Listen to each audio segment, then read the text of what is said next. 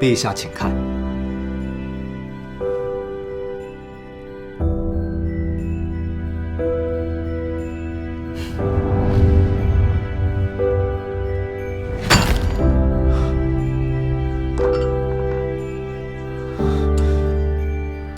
50人手无寸铁，唯1人有装备，这装备便是弓计。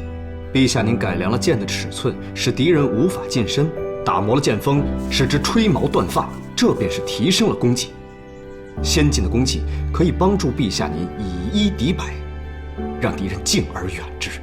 可这强击之下，但也难保全吧？啊！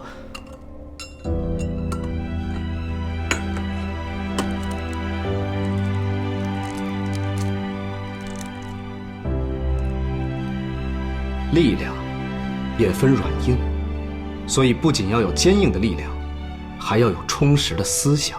哦，什么意思？敢问陛下，何为一统天下？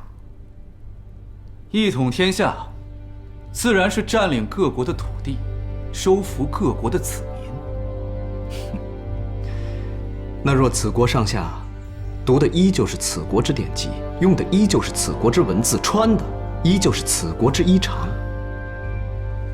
陛下觉得他们真的算是圣国人吗？没想到这小子有点见识。若圣国文化足够强大，也能以天下归心。先生此话真是闻所未闻啊！都给朕记下来，一个字都不准差。